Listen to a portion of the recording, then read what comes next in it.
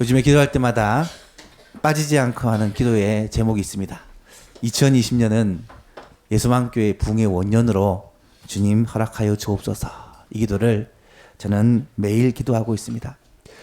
믿음으로 선포하고 기도하면 하나님이 들으시고 응답하실 것이다 라고 믿고 구하고 있습니다. 부흥은 물론 하나님이 주시는 것입니다. 하나님이 허락하셔야만 하는 거죠. 사람의 힘으로 부흥을 일으킬 수는 없습니다.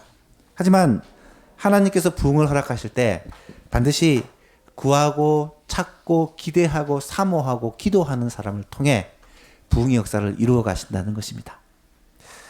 우리가 해야 할 일이 무엇입니까? 하나님께서 부흥을 주시기를 간절히 기도하는 것이고요. 또 부흥을 허락하셨을 때 하나님의 부흥을 받을 만한 우리의 그릇을 준비하는 것입니다. 12월 한 달 동안 우리 예수만 교회를 통해 하나님께서 부흥의 역사를 허락해 주실 것을 기대하고 사모하면서 특별히 사도행전에 나타나는 초대 예루살렘 교회에 하나님의 부흥의 역사가 어떻게 나타나는지를 우리가 살펴보면서 부흥이라는 주제로 한 달 동안 말씀을 나누고 있습니다. 2010년에 하나님의 부흥의 역사가 우리 예수만 교회 가운데 불일듯 일어나기 위해서 우리가 마음밭을 준비하고 기도의 그릇을 준비하기 위함입니다. 첫날에는 부흥의 출발은 기본기의 회복입니다 라는 제목으로 말씀을 드렸습니다.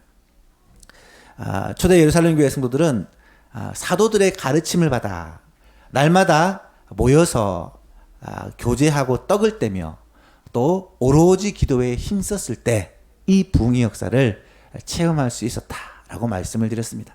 우리가 해야 될 일들이 말씀을 배우는 일이요, 서로 교제하는 일이요, 기도하는 일이다라는 것을 우리가 생각해 보았고요. 지난 시간에는 부흥은 정직성의 회복입니다라는 제목으로 부흥을 주시기 위해 우리 가운데 정직하고 깨끗한 영이 없으면, 우리의 마음이 깨끗하게 준비되어 있지 않으면 하나님께서 부흥의 역사를 일으킬 수 없다. 성령께서 일하실 수 없다라고 말씀을 드렸습니다. 깨끗하지 않는 그릇, 정직하지 못한 마음은 성령의 역사를 막는 것입니다. 그래서 우리의 마음을 깨끗하고 정직하게 진실하게 준비하는 것이 부흥의 역사를 준비하는 것이다 라고 말씀드렸고요. 오늘은 세 번째로 부흥은 한 사람의 변화입니다. 한 사람의 변화입니다 라는 제목으로 하나님의 말씀을 함께 나누고자 합니다. 부흥은 하나님께서 전적으로 보여주시는 하나님의 일이요 하나님의 은혜입니다. 그러나 하나님은 반드시 사람을 통해 부흥의 역사를 이루어 가신다는 거예요. 오늘 본문에도 부흥의 통로가 된 사람이 나타납니다.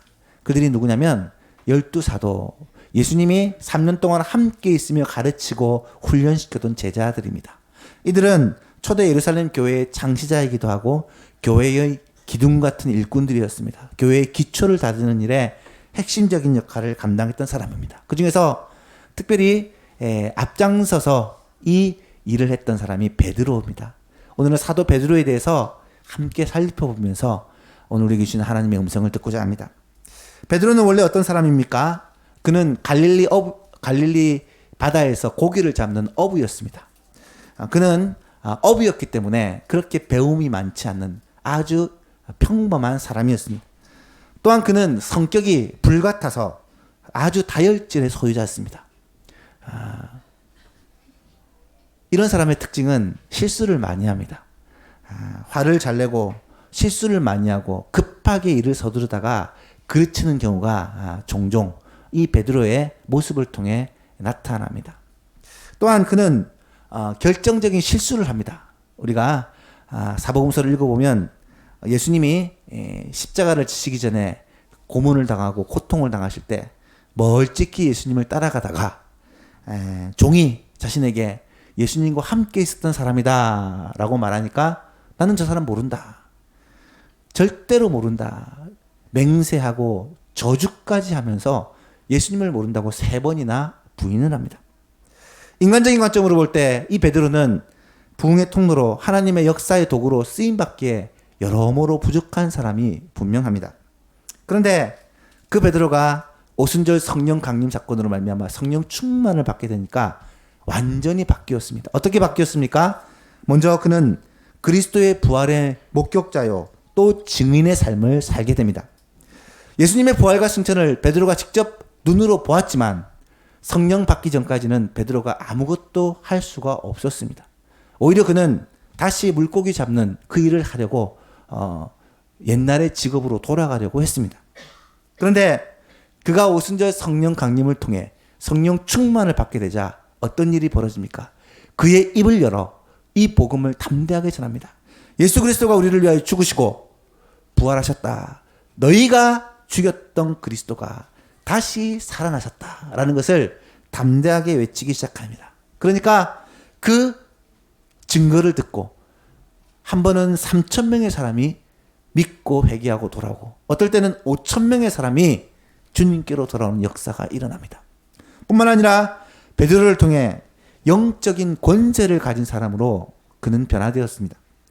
성전 미문에 앉아있던 나면서부터 걸어보지 못한 사람을 향하여 나사렛 예수 이름으로 일어나 걸으라 라고 명령하니까 그 자리에서 발과 발목이 힘을 얻고 일어나서 걷기도 하고 뛰기도 하고 하나님을 찬양하는 그런 기적이 일어났습니다.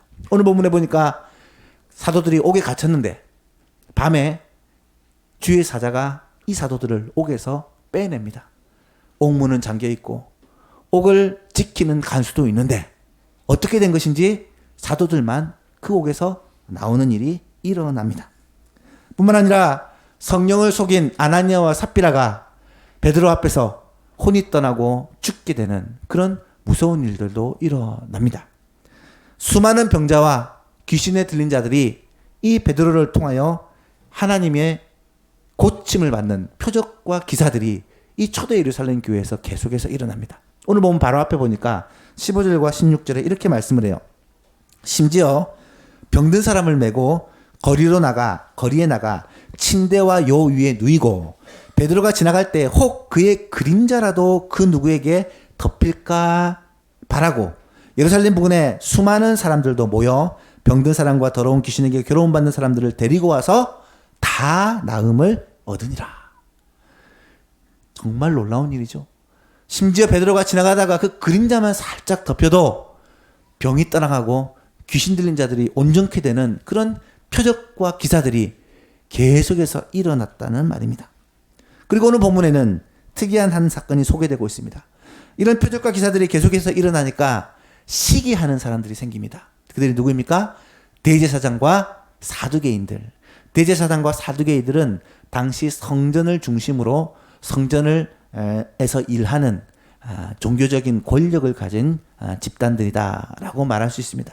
오늘 본문에 보니까 17절에 대제사장과 그와 함께 있는 사람 즉 사두개인의 당파가 다 마음에 시기가 가득하여 일어나서 이런 기사와 표적이 사도들을 통하여 일어나는 것을 보고 백성들이 그것에 집중을 하자 시기를 합니다. 사도들을 잡아다가 옥에 가두게 되죠.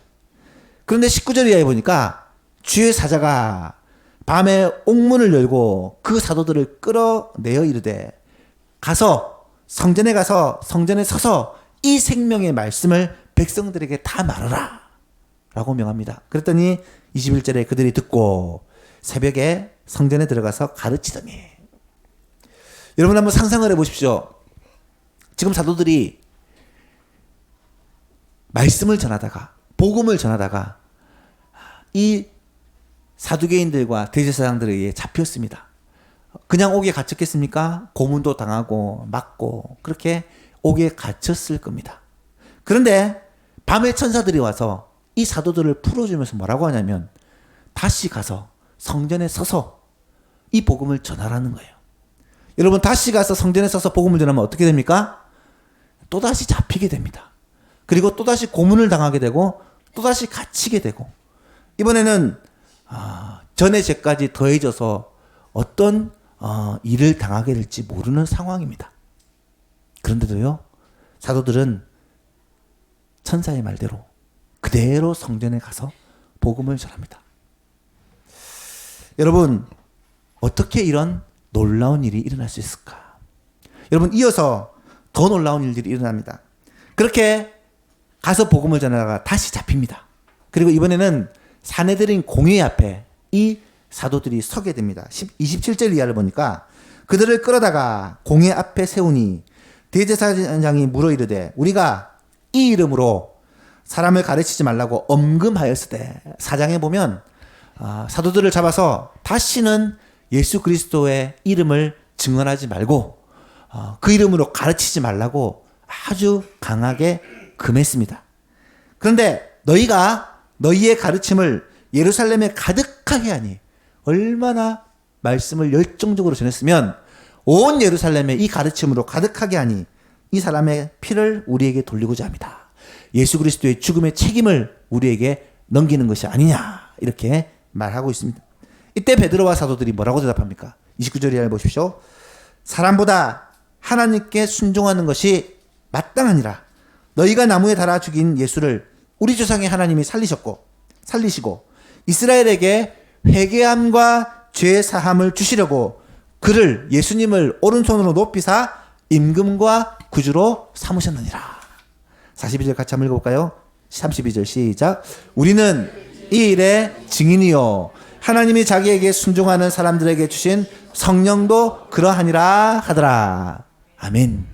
우리가 그 일의 증인이다. 눈으로 보고 목격한 사람이요, 하나님이 우리에게 주신 성령도 내 안에서 이 일을 하도록 만든다라는 고백입니다. 여러분, 공의 앞에서 이들의 당당함을 한번 보십시오. 자신을 옥에 가둘 수 있을 뿐만 아니라 죽일 수도 있는 권세가 사내들인 공회에는 있습니다. 자신을 생사를 주관할 수 있는 그런 힘을 가진 권력 앞에서 조금도 두려움이라고는 찾아볼 수가 없습니다. 그들의 말과 그들의 행동은 옥에 가두거나 때리거나 죽이거나 할지라도 주눅들지 않고 담대하게 말하고 있는 것을 봅니다. 사람이 바뀌어도 이렇게 바뀔 수가 없습니다. 얼마 전에 사도들의 모습은 어땠는지 아십니까? 예수님이 잡히시자 모든 제자들이 예수님을 보호하기는커녕 무서워서 다 도망을 가버리고 맙니다.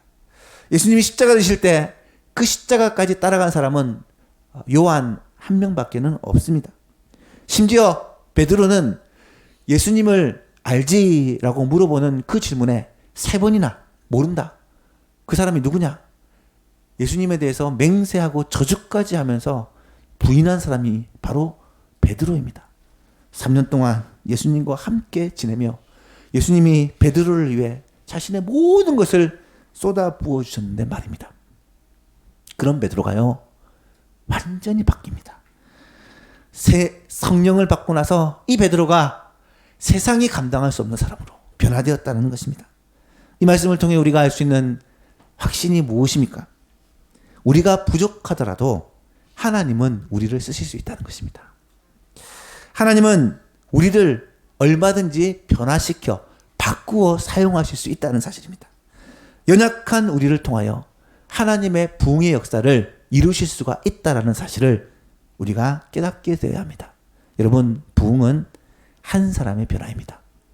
베드로 한 사람이 변화됨으로 말미암아 초대 예루살렘 교회의 하나님의 부흥의 역사에 중요한 통로와 도구가 됩니다.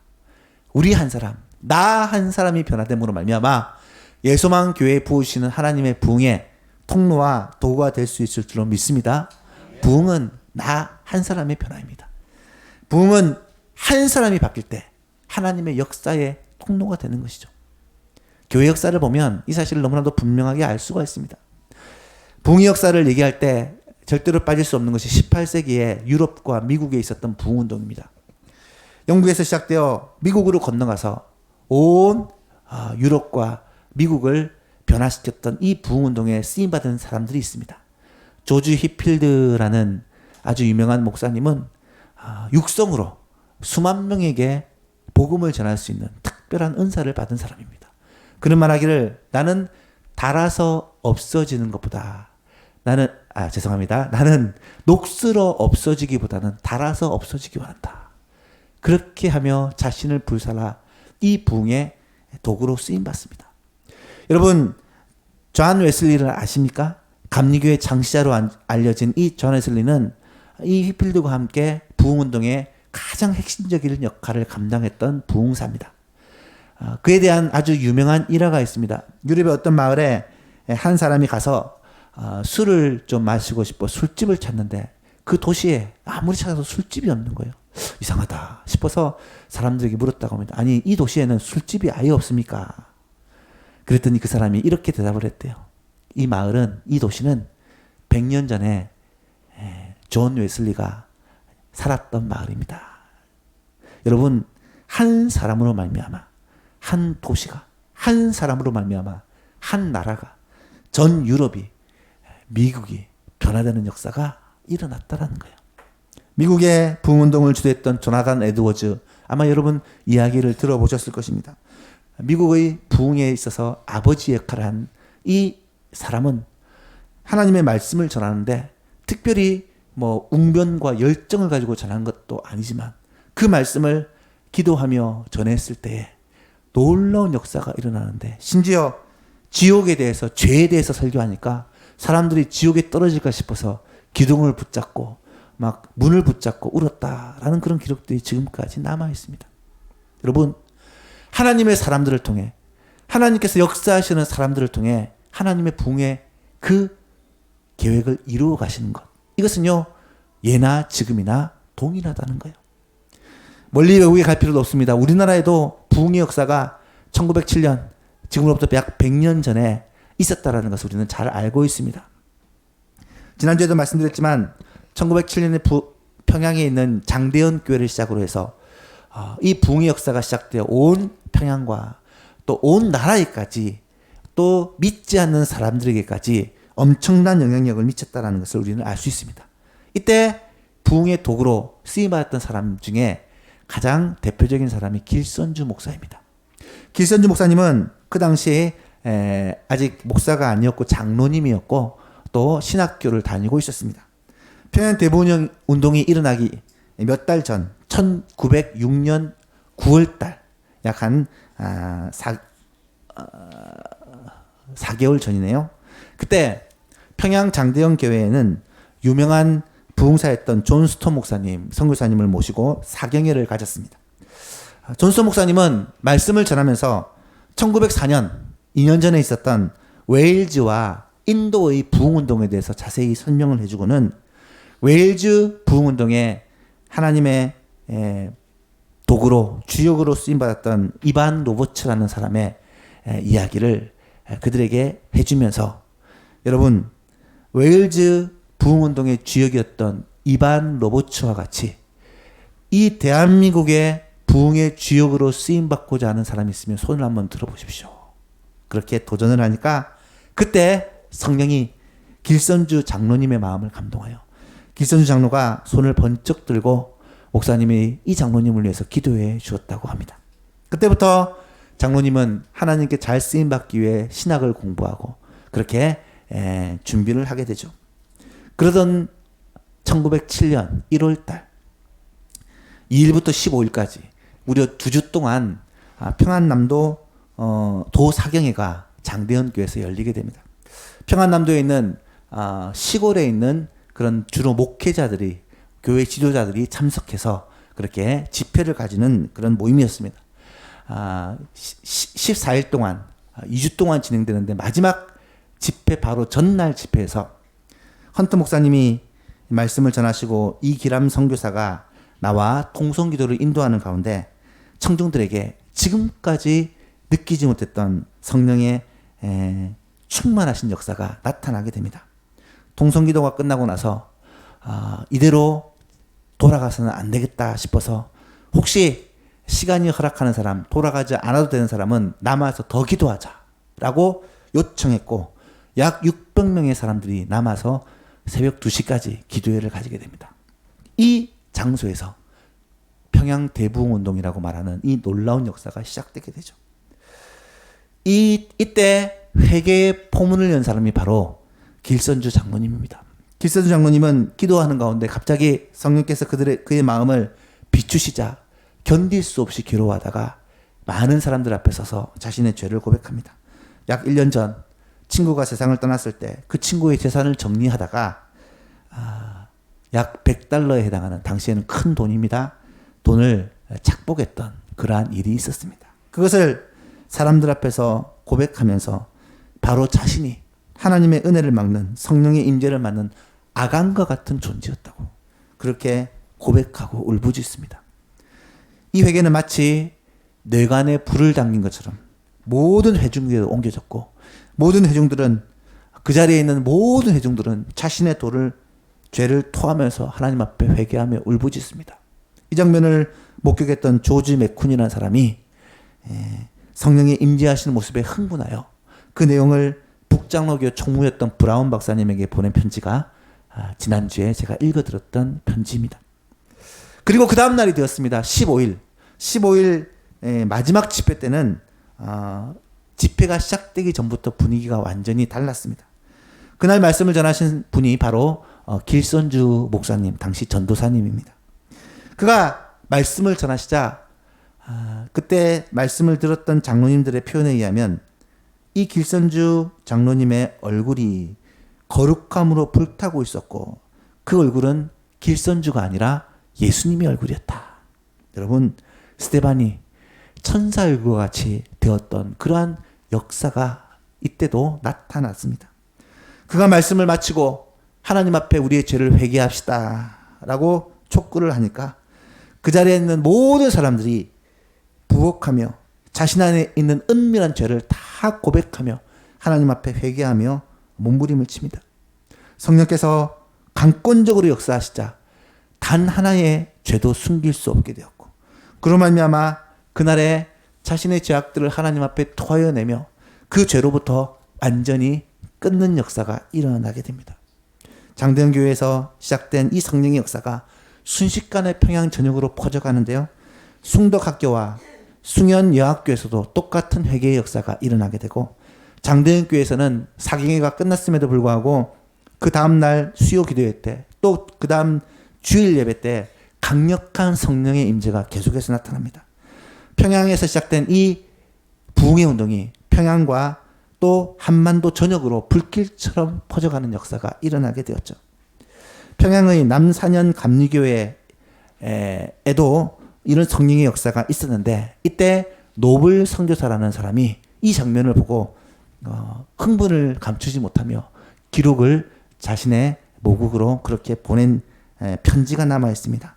지금 한국교회 안에서는 우리가 지금까지 한 번도 목격하지 못했고 들어보지도 못했던 가장 놀라운 성령의 부어주심의 현시가 일어나고 있습니다.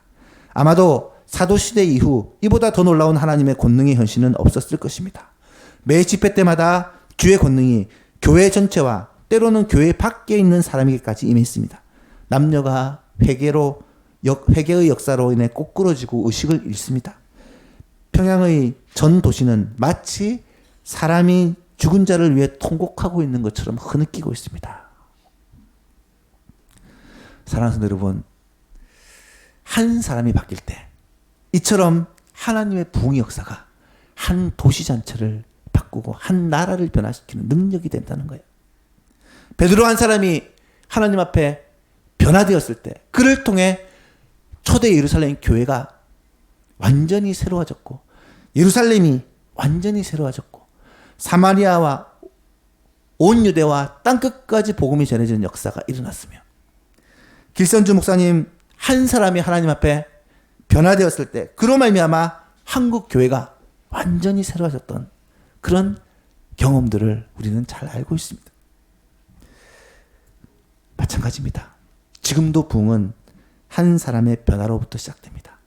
하나님의 부흥은 바로 나의 심령의 부흥으로부터 시작됩니다. 부흥은 단순한 전도운동이 아닙니다.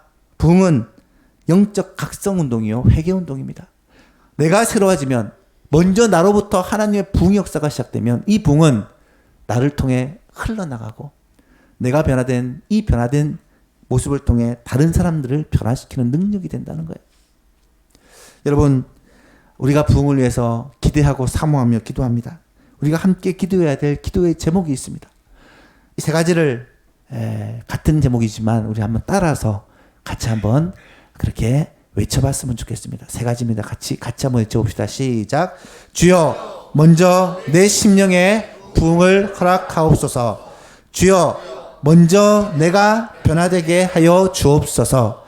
주여, 나로부터 부흥이 시작되게 하옵소서. 아멘. 하나님의 부흥 역사는 먼저 나로부터 시작돼야 됩니다. 내 심령에, 내 안에 이 부흥의 역사가 시작되어야 됩니다. 이 간절한 소망과 기도가 우리 예수만교회 모든 성도들에게 있게 되기를 주님의 이름으로 축복합니다. 그렇다면 오늘 말씀을 우리의 삶에 적용하면서 두 가지 질문을 드리고 마치고자 합니다.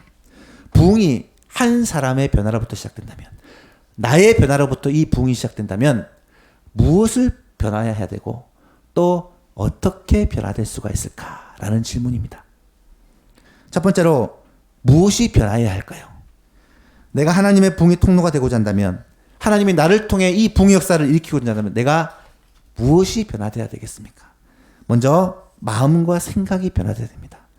부흥은 우리 안에서부터 시작되는 것입니다. 우리의 마음과 우리의 생각이 변화되어야 된다는 거예요. 항상 부흥의 현장에는 영적인 결단과 헌신이 있었습니다. 그냥 지금까지 살아왔던 대로 살아가면 하나님의 부흥의 역사는 결코 경험할 수 없습니다. 내 마음이 새로워져야, 내 생각이 새로워져야 하나님의 부흥의 통로가 있을 수가 있습니다. 될 수가 있습니다. 두 번째로는 마음과 생각의 변화로만은 안 돼요. 반드시 우리의 삶이, 행동이 바뀌어야 됩니다.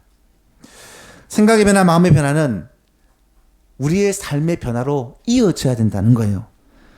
부흥은 특별히 죄를 끊는 회개운동입니다. 죄 가운데 여전히 머물러 있으면서, 죄의 자리에 여전히 서 있으면서 하나님의 부흥이 오기를 아무리 기도해도 부흥의 역사는 일어나지 않는다는 거예요.